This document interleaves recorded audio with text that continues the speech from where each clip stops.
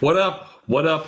What up? It is another episode of the Shark Cove. It is a Friday night. We're watching some tiebreakers after our boy Maverick took down slate after slate because he never loses. Um, Look, here's the thing. Uh, I'm not gonna lie. I've had some drinks. It's the first time in 2 weeks, and so I don't know.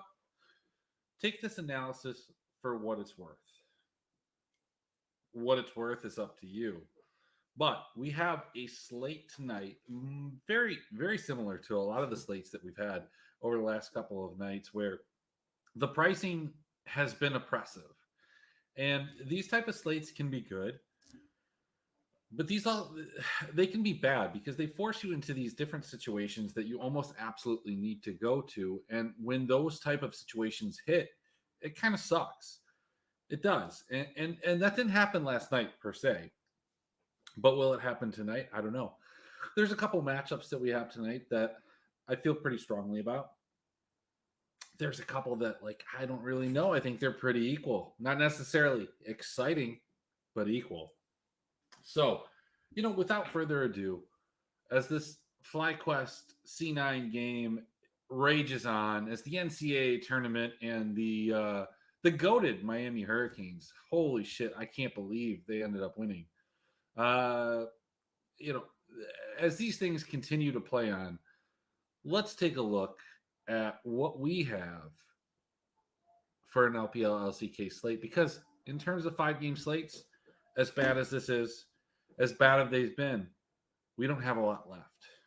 You have to appreciate what's there and what's in front of you. And I believe we have 2 slates left, and then we go into playoffs. We still have the LEC, of course. Maybe we'll get into that. Maybe we'll make some prize pick lines. I don't have any money on underdog, so we're probably not going to go there, but you can take any type of information that you have here and obviously go use this code down here, right there. This one. Boop, boop, boop, boop, boop, boop. I'm looking pretty vascular in that arm. I'm feeling kind of fat. I had some Burger King today, ate some kava. I'm feeling kind of fat. Haven't been to the gym. Tomorrow, sometime. I don't know. Let's hop in and take a look at what we got here. Let's look at the odds. Oh man, I'm gonna have to change the size of this. Sandbox and Hanwha Life. This is an interesting game.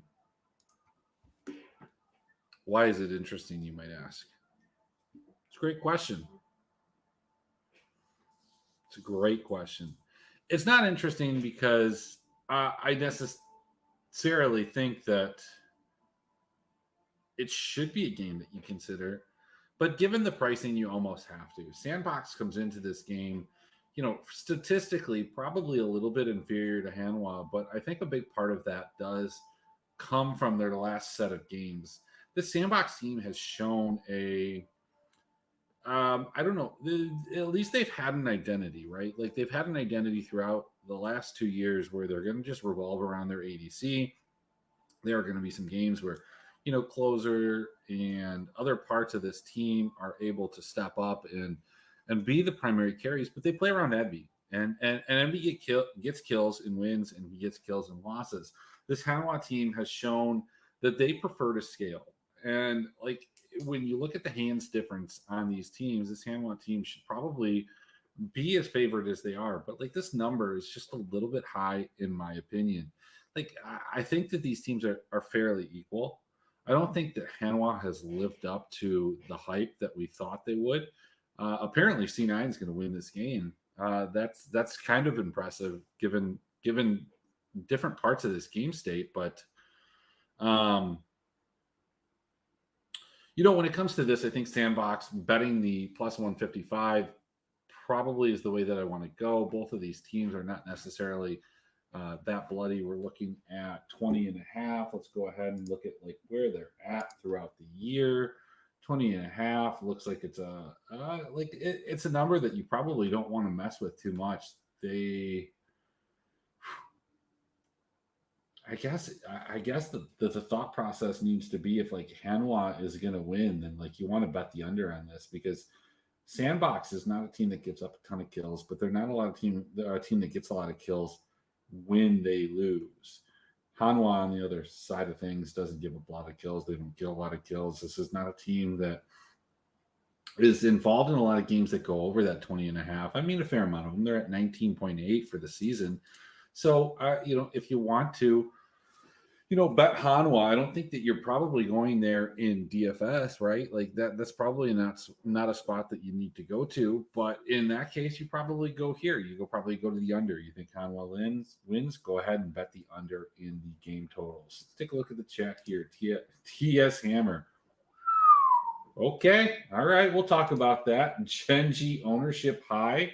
Are you high? Man, I wish I was high. I wish I was high on like a hero dose of mushrooms. We've been talking about it on Twitter. It's probably going to happen in the next month or so. I'm ready to go back to the astral plane. I'm ready to go talk to the higher beings. I'm ready to kind of explore, that part of the world. But we're not there right now. This is not why you guys are here for the show. Let's talk about Genji and let's talk about Damwon. I was like a little surprised that Genji was the dog here. And I think that's more based off of perception than anything else. I mean, we do have to remember over the last couple of games, Genji did have a series that they dropped to KDF. Now, that wouldn't have looked so bad if KDF hadn't got just dog walked yesterday by KT. But this Genji team, I don't know, they've beaten almost everybody. Last time they played DK, they handled them pretty well, right? This Damwon team was playing pretty well. I bet heavily and backed them against T1. They didn't necessarily beat them, but I don't know if you expected them to. Like, they were a rightful dog there. This is kind of a battle for second place or third place. I don't know. I wish that there was a way that like three teams could play at once and you could have like a free fall between KT, Damwon, and Genji, because that could really settle who's second best here. I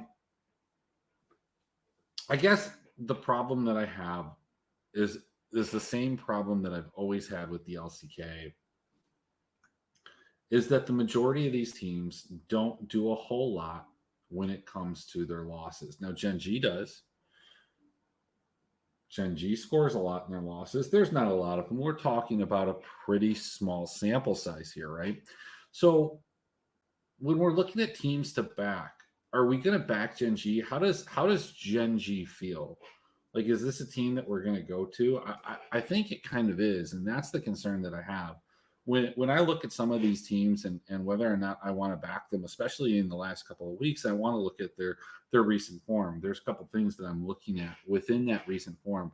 Number one is like actually how they're performing, and number two is how their results are and how I think other people are going to perceive them. I think Genji is one that, if my initial read on Genji was that they were going to be the team that should be favored in this matchup, that other people were going to think the same thing. And if other people think the same thing and they are priced as the dog, are people going to go to Sandbox to try and fit in Weibo, to try and fit in JDG? I don't think so. I mean, I think they will. Like, there are going to be people that do it, but I think a lot of people will go to this Genji team and try and fit in different parts of them, because you'll be able to fit in better pieces of this Genji team than you might be able to in terms of other teams. I don't know. My shirt's feeling kind of weird. I don't know. So keep that in mind. Just keep that in mind. I think Sandbox is probably the better way to go in terms of who do I think is going to win.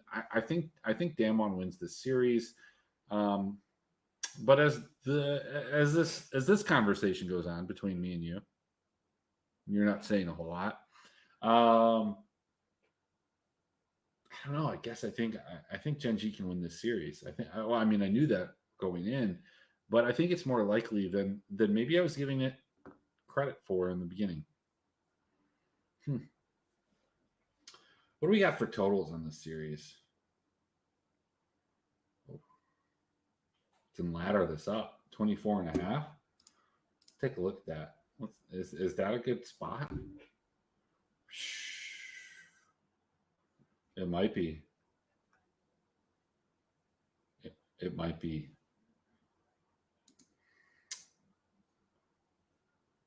I think I'm going to take this. I'm going to take this in both spots.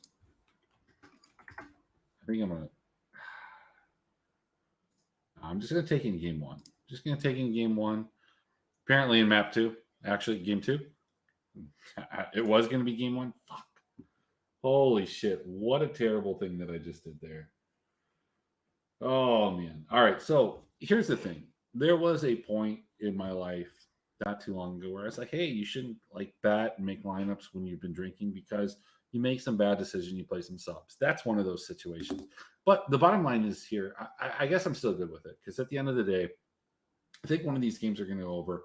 Hopefully, it's game two, and let's just move on. I don't really want to talk about that one too much. So let's talk about this series. We've got Weibo and Ninja in Pajamas, NIP. This team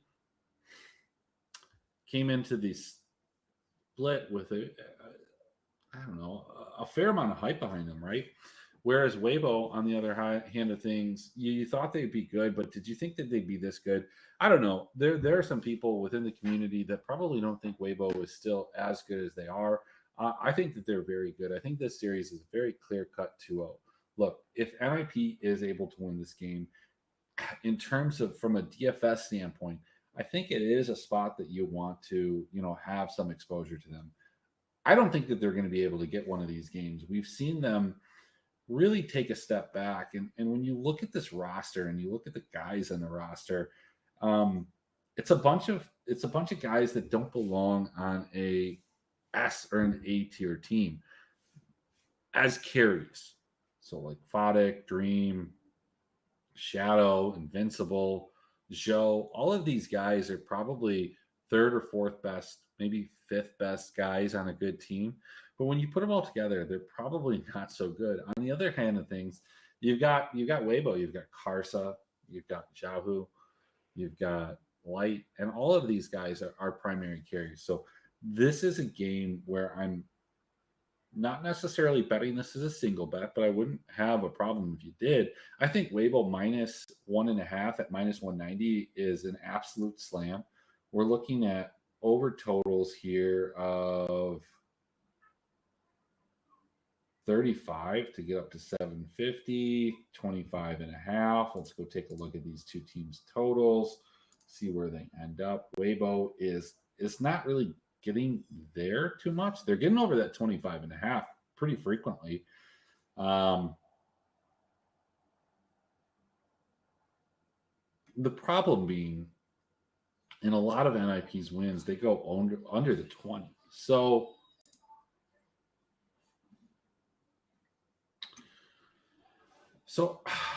perhaps I think one of the things that you can do if you're trying to kind of fade the public, and I saw this on Bet Openly's TikTok not but a couple hours ago, obviously talking about traditional sports, but Gino said like there's one system that will always work no matter what, and it's fade the public.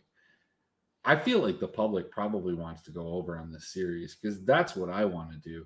So maybe you go the under. Maybe you go under 23.5, and you're probably saying, hey, that seems crazy. How can you go under 23.5? Well, look, in NIP's last 8 losses, let's read it off: 34, 21, 17, 31, 17, 14, 16, 28, 30, 25. I mean, it's 50%, right? It's not a great number.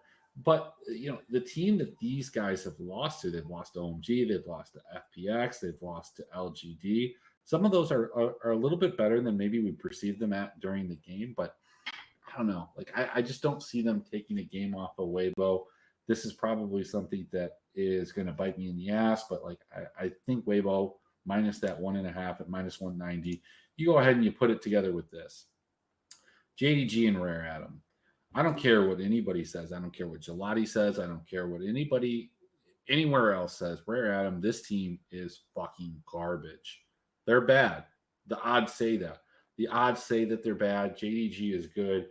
JDG has stumbled in a couple different situations, and they've had some tough series against good teams. Like, it's not like they're losing series to teams that like you're surprised that they lost to, unless you're just surprised that they lost to anybody. But this team is going to absolutely shit stomp RA. Okay, this is going to be a 2-0. The question is really going to be: is this one of those series where they win it so quickly that they don't score anything and they're not relevant in fantasy? Or is this a series where RA throws up some level of resistance, and as a result, this JDG team puts up like 50 kills and 2 wins? Those are the only two scenarios that I see happening. I do not see this as an RA chance to take a game, to take a win. And like, when we're looking at kill totals here, over under, we're looking at 24, 25, somewhere in that range. And if we look at JDG, let's examine this. I don't have this fully updated. They've had plenty of these series games where they're well over into the high 20s or into the low 30s. Whereas RA, I know that I updated this. I mean, even when they lose, the problem is that they don't put up a ton of fight. And if they don't put up a ton of fight to IG, they don't put up a ton of fight to TT, and they don't do it to WE, are they going to do it to JDG? I wish I could tell you that like this is a sneaky spot for those reasons, but I don't think most people are looking at that. I think most people are going to look at this game and think that JDG is going to smash. And when you're trying to put together a lineup, you're going to try and put together for JDG. Now, if you've already done that, if you've been trying to build lineups, it's pretty fucking hard. You can't do it. You can't do it with Weibo. You're going to have to throw things in there like Sandbox, like I said. You're going to have to throw things in there like Damwon or Gen Chi. You're going to have to take some chances. And it's almost like when you get some of these slates, you have to take chances in your cash lineups. And obviously, you're always taking chances in your GPP lineups. But, this is not particularly the type of slate that I like. This isn't the one that I'm in love with. I think that there's some significant problems with the pricing. But these are problems that we all have, every single one of us. So, teach their own. We need to figure out who Maverick is slamming, because this dude is on fire. Last series, this is the one that probably makes or breaks it to some extent. You've got Top Esports. Jesus Christ, I said Top Esports against BLG. BLG is streaking. When we're talking about recent form, they're looking pretty good. They're coming here as a plus 133 dog. We've got Top Esports who have dropped series to LGD. They've dropped series to, who else have they dropped series to? They've dropped series to a couple different teams here. Let's take a look.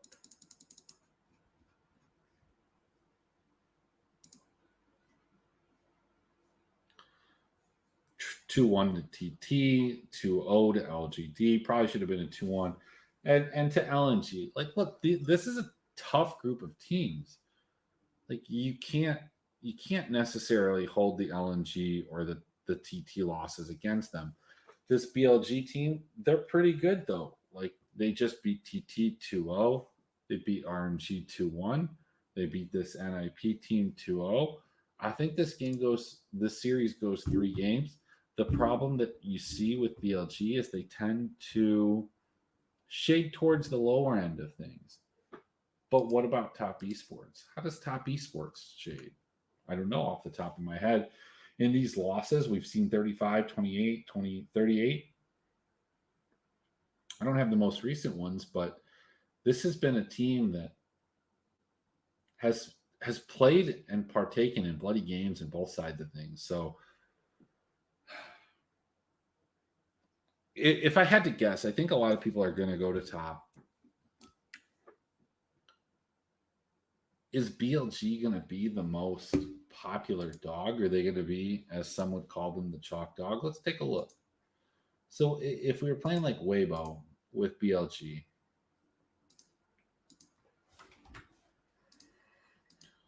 somebody in the chat let me know. Just make sure that like Liv Mo is not playing, right? Like I just saw that. I know that he got signed. I'm just assuming that he's not playing. Let's take a look here.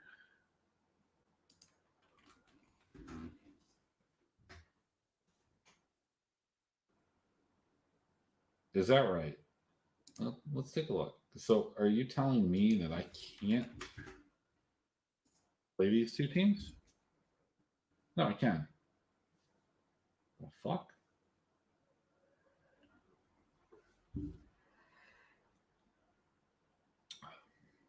Okay, so if I can, oh, Jesus, makes sense.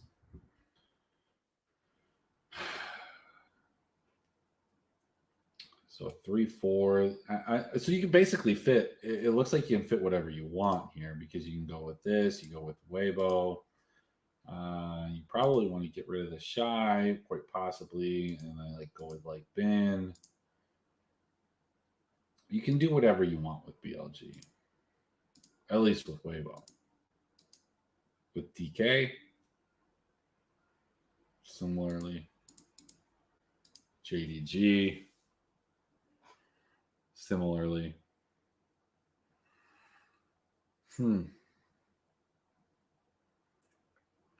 So I think the question that we have to ask ourselves when we look at this is like BLG is easy to fit with other teams.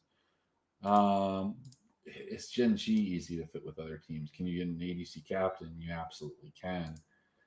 People are going to probably shade towards the LPL, so I think BLG will be more popular than Gen G. But like Weibo and JDG are going to be your two most popular teams. I think top comes in right after that. Maybe then, as a result, Gen G and then BLG. So, do you at that point want to play BLG over Gen G? I think you probably do. I think it gives you additional leverage. I think Damwon's going to be down there.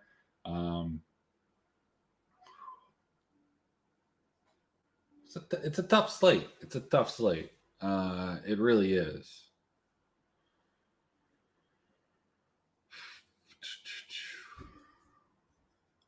I don't know.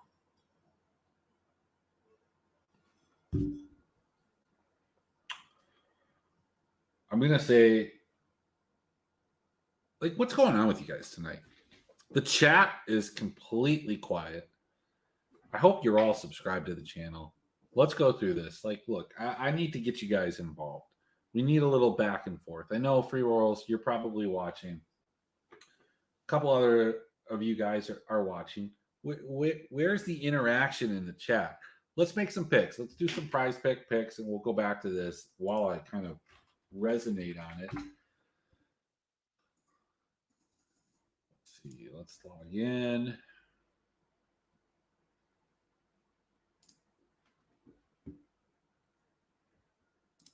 Map 1 and 2.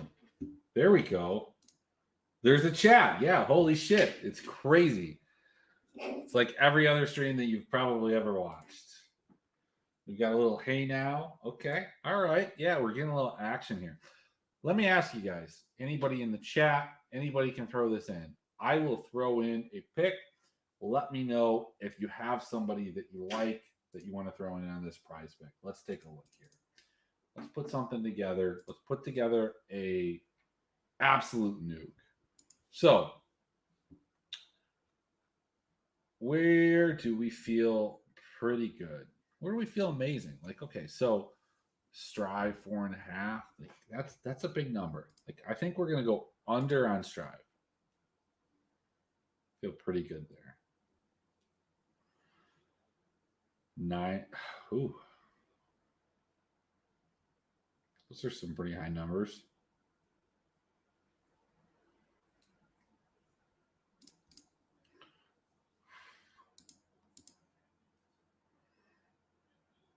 I'm a BLG guy, so I think maybe we're above things here, right?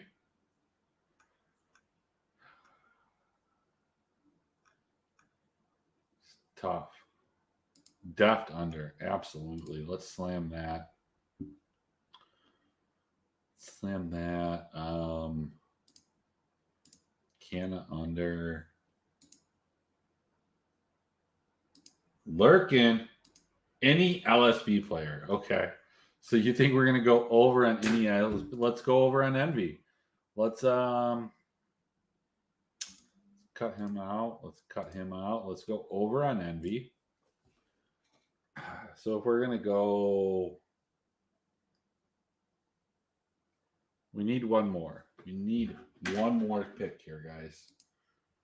We've got Envy. We've got more. We've got Canna less. We're gonna go Canna less. You can somebody can dispute this right now. We've got depth less, elk more, strive less. Do we want to maybe, if we think that LSB is going to go over, we probably think that something like that. Let's go with Zika under. Let's do it. All right, let's put that in. All right, this hasn't been the most wildly engaging strain that I've had. It is always a little bit different when you have one person. We've been running one person for a while. I will tell you that Moose is not in a great place for cash. He's kind of negative. He's kind of negative. I don't know if the mic just picked that up, and so I'm sorry if it did. But let's talk about this. Who is like when we try and put together these lineups? Sometimes we're trying to find the dog that wins, and other times we're trying to at least eliminate the thought that we need to play a certain team. But are we overthinking trying to build everything tonight? When you go to build your lineups, are you trying to find a way to smash for JDG? Like could we go for JDG with Gen G? Yes. Can we do it the other way? Could we go ruler? Can we go pass? Grab the dude Kanavi. Okay. All right. Hang on. Chill out. Relax.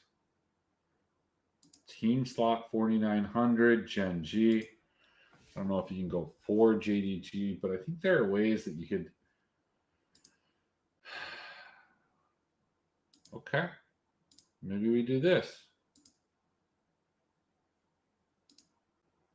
I like it. The box. I don't know what you mean. What do you mean the box? Jesus Christ, what's wrong with me?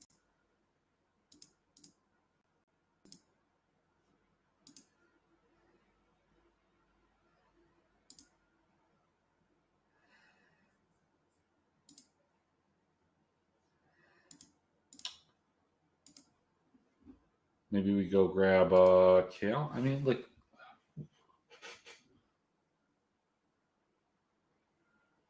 I don't really love this. Maybe you just do something like this. You go sandbox here, and then you go sup with a little missing action. How much money we have? I mean, I don't hate it. I don't hate it at all. Let's go with this. We're looking at a pretty considerable difference in price. Let's go knight, though. Let's go knight. Team. It's not going to work.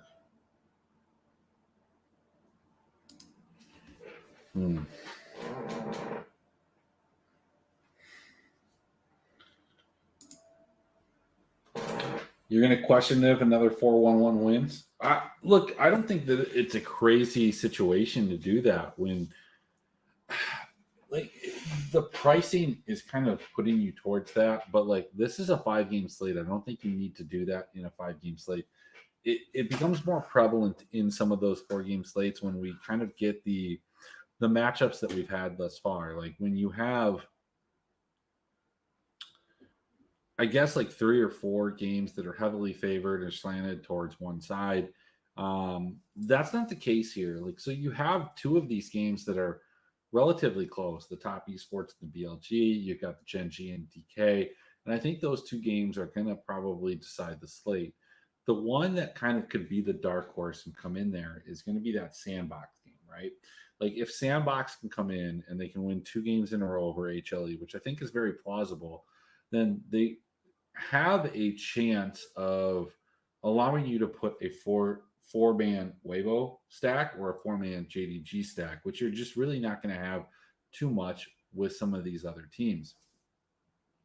So you're kind of looking for a couple different situations. Like, I mean, if Gen G or BLG can win, but if they don't, like, let's say all the favorites win. All of the favorites win tonight, the lineup will look like fucking shit. But we've got 5 games at the end of the season. some of these games don't mean anything. Like when it comes to this sandbox HLE game, like it doesn't matter like at all. It doesn't matter at all. So does that make you more interested in playing that game? I will tell you that like that is probably what most people will think if they realize that, but we haven't really seen that, and especially not in some of these eastern regions. On the other side of things, when we're talking about Weibo, BLG, top esports, there's certainly some playoff implications for some of these teams, but um, not a ton between these two, right? Like RA obviously has to beat JDG, but they're not like captain 4-3 with who? With who?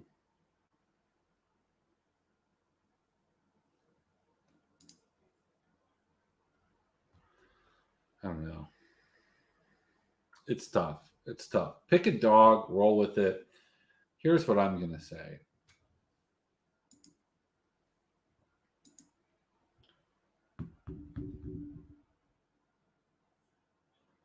I think I'm going with Gen G. I don't know, man. Maybe I'm not. Yeah. Oh, well, sure, sure. You could go. I mean, you can do anything you want with Sandbox. You can you that there's no question about that. I mean, like when we look at this, you go night, boom. You go team Sandbox. Definitely want Kanavi. I think you probably want Envy, Kale.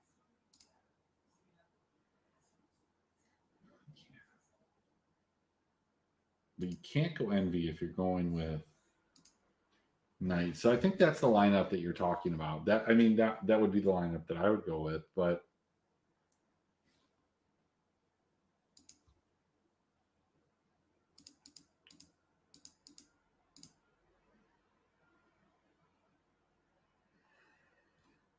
yeah, that makes sense.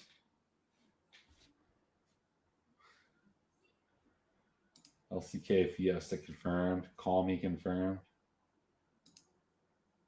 Sure. I don't think that those are bad ideas. Look, I think at the end of the day, the more that I look at this,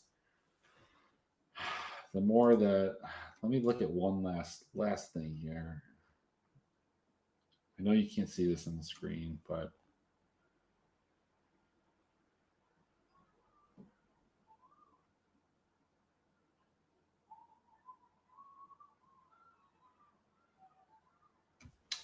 here's what it comes down to. I think that most of these slates, when JDG is involved, it comes down to don't overthink it. Try and get forward JDG in there, get it in a way that feels comfortable.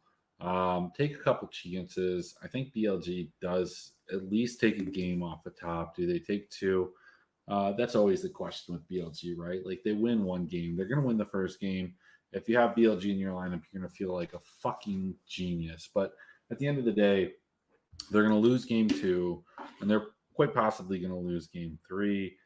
Um, I guess the hardest thing for me to gauge is whether or not there's a large contingent of people that will be playing top esports. And if there is, then I definitely want to go to BLG. But I think people will try and find ways and do everything that's within their power to fit Sandbox. Again, life finds a way, right? It finds a way. We're not talking about life himself. We're just talking about people and their ability to find the ways to play the highest priced team.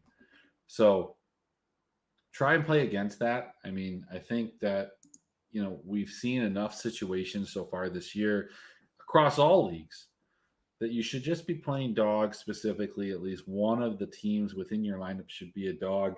Like if it's a slate where all the favorites win, you just chalk that up as a loss. But people were rewarded for playing CLG. I was a dude that backed IMT, and that fucking hurts. It makes me sad. I should have played CLG.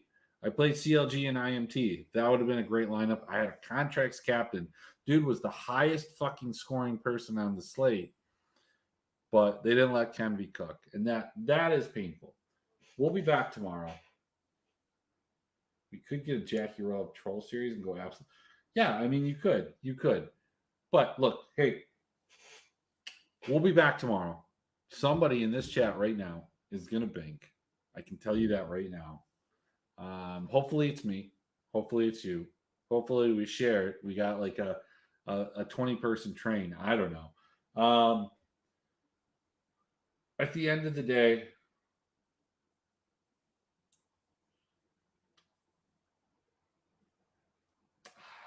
man, I'm not gonna stand on anything. I don't know. This is tough. What I'll tell you is this.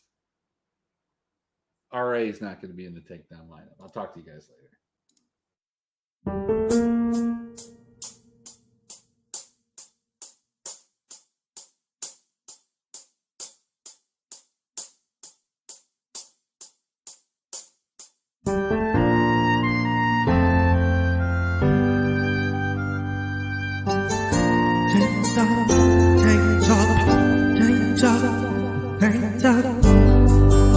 Tank top Tuesday on the Shark Cove, let's all celebrate.